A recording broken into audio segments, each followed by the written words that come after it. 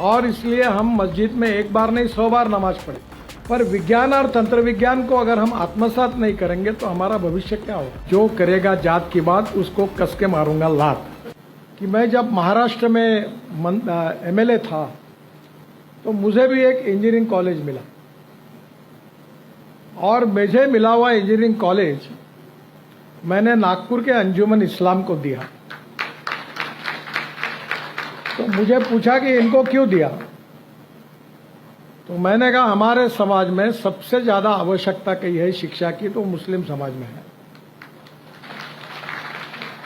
दुर्भाग्यवश यह है कि 5 ही धंधे समाज में लोकप्रिय है, चाय की टपरी, पान ठेला, कबाड़ी का दुकान, ट्रक ड्राइवर और क्लीनर।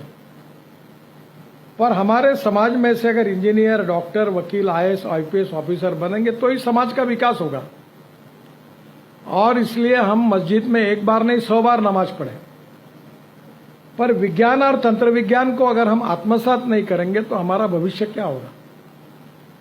आज डॉक्टर अब्दुल कलाम साहब जब न्यूक्लियर साइंटिस्ट बने और उन्होंने ऐसा काम किया कि आज डॉक्टर कलाम साहब का नाम हमारे देश में नहीं विश्व में सबके पास पहुंचा है। और इसलिए मैं एक बात पर विश्वास रखता हूं कि कोई भी व्यक्ति उसकी जात, पंथ, धर्म, भाषा और सेक्स से बड़ा नहीं होता, उसके गुणों से बड़ा होता है। और इसलिए हम जात, पंथ, धर्म, भाषा और सेक्स के आधार पर किसी को डिस्क्रिमिनेट नहीं करें। मैं तो राजनीति में हूं, यहां तो बहुत बातें चलती है। तो मैंने कहा नहीं, जो मैं मेरे हिसाब से चलूंगा, जिसको देना वोट देगा, नहीं देगा वो नहीं देगा। बहुत जाति वाले लोग मुझे मिलने के लिए आते हैं, तो मैंने उनको सबको मिलकर 50,000 लोगों में कह दिया, जो करेगा जात की बात उसको कस के मारूंगा लात। तो मुझे मेरे मित्रों ने कहा कि ये कहकर तुमने बड़ा नुकसान किया है। मैंने जो होगा सो होगा, अगर चुनाव जीतता नहीं तो आदमी मरता थोड़ी है, मंत्री नहीं हुआ तो। पर मैं अपने उसूलों के साथ इस पर कायम रहूंगा और व्यक्तिगत जीवन में उसका आचरण करूंगा। आज मुझे खुशी है कि अंजुमन इस्लाम से हजारों लड़के लड़कियां इंजीनियर बने। अगर ये मौका उनको नहीं मिलता तो नहीं बनते। और इसलिए शिक्षा बहुत महत्वपूर्ण है। और शिक्षा से केवल आपके परिवार की और आपकी प्रगति और विकास नहीं होगा, तो शिक्षा से समाज का और देश का विकास होगा।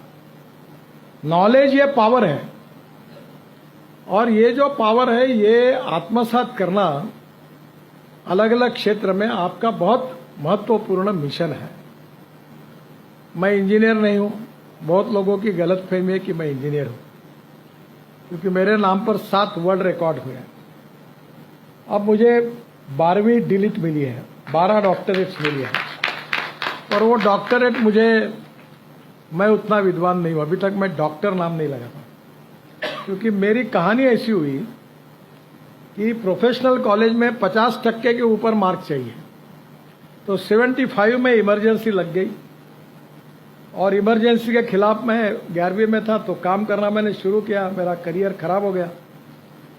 तो मुझे इंजीनियरिंग के एडमिशन के लिए मैं डिस्क्वालीफाई हुआ, अप्लाई करने के लिए डिस्क्वालीफाई हुआ। तो मैंने कहा जो व्यक्ति एडमिशन के लिए डिस्क्वालीफाई होगा, how we can become a doctor. तो मैं कोई डॉक्टर लगाता नहीं। पर एक बात जरूर है यार, जो मुझे डिग्री डॉक्टरेट मिली है वो 6 एग्रीकल्चर साइंस में मिली है। हूँ मैं कॉमर्स ग्रेजुएट और MBA। रिकॉर्ड मेरे हुए इंजीनियरिंग में, सिविल इंजीनियरिंग में, और डिग्रियां मिली कृषि विज्ञान में।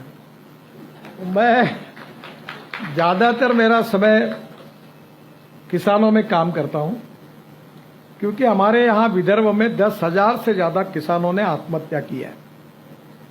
और मैं ये मानता हूं कि इसको हम इस समस्या को कैसे सुलझाएं, बहुत कठिन है सुलझाना। और इसलिए पिछले अनेक सालों से इन समस्याओं का अध्ययन करते हुए हमारे कृषि और ग्रामीण क्षेत्र की तस्वीर कैसे बदलेगी, इसके लिए मैं काम करने की कोशिश कर रहा हूं। और इसलिए मेरा विश्वास है कि आज आपको जब ये डिग्री हासिल होगी तो मैं आपको मित्र के रूप में एक संदेश दूंगा कि नौकरी मांगने वाले नहीं, नौकरी देने वाले बनो। मैं भी हमारे कम्युनिटी में जो भी उठता था बैंक में नौकरी करता था या टीचर बनता था। तो मेरे जो बहनों थे, एक न्यूक्लियर साइंटिस्ट थे, बाबा एटॉमिक रिसर्च, बहुत बड़े पोस्ट पर थे, और दूसरे नेपा पेपर मिल के मैनेजिंग डायरेक्टर थे। दोनों मेरी स्टूडेंट थे, पटवर्धन स्कूल से फर्स्ट मेरिट आए थे। तो स्वाभाविक रूप से मेरी बहनें मुझे बोलती थी, तेरा ध्यान ही नहीं, तू अध्ययन ही नहीं करता। तो मैंने उनको पूछा, अध्ययन करके क्या करो? बोले बैंक में सर्विस करो। तो बैंक में क्लर्क बनो। तो उन्होंने कहा आप बैंक में सर्विस करो। फिर जब बैंक की सर्विस निकल गई, मैं लॉ हो गया, तो बोले प्रैक्टिस करो, बोर्ड लगाओ। मैंने नहीं लगाया, तो मुझे बड़ी नाराज होती थी। आज मैं काम करता हूं तो मेरे पास 5 चार्टर अकाउंटेंट, 350 इंजीनियर और 3 कंपनी सेक्रेटरी काम करते हैं। तो अब तो कोई जरूरत नहीं, अब तो मैंने व्यवसाय छोड़ दिया, मेरे बच्चे देखते हैं। तो पहली बात, डिग्री का और सक्सेस का संबंध कितना है आप जरा समझ लो। Knowledge with entrepreneurship is very important. उद्यमशीलता, एंटरप्रेन्योरशिप इज वेरी इंपॉर्टेंट। और एंटरप्रेन्योरशिप जो होती है, resources very important, knowledge is most important, and entrepreneurship is very very important. Your initiative with the dynamic leadership, with the conversion of knowledge to wealth, is going to give you the big result which is going to change your future. आपके भविष्य को बदलने के लिए इसका उपयोग करिए। अभी हमारे देश की स्थिति ऐसी है कि we are the fastest growing economy in the world. The dream of the prime minister to make Indian economy a 3rd largest economy in the world. प्रगति और विकास करने के लिए कोई जात, पंथ, धर्म, भाषा, सेक्स की जरूरत नहीं है। जिसमें दम है वो करता ही है। पानी का एक सिद्धांत है आर्किमिडीज का कि कोई भी चीज आप पानी में फेंको, उतना ही पानी ऊपर आएगा जितना उसका वजन है। तुम कितना ही नाटक करो, कितने भी तुम्हारे फोटो लगाओ, कितना भी बैंड बजाओ, लोग समझ जाते कि तुम कैसे हो। जरूरत नहीं है पॉलिश करने की। पीतल पर कितना भी पॉलिश किया तो भी सोना नहीं बनता, थक जाओगे आप। सोना सोना ही होता है। हमारे जीवन में जो नॉलेज हासिल होगा उसका उपयोग हमारे जीवन में कैसे करना, ये आपको तय करना है। आपके टीचर्स और आपकी संस्था ने डिग्री हासिल करने तक आपको पहुंचाया। अब आगे क्या जो कुछ चलना है वो आपको चलना है।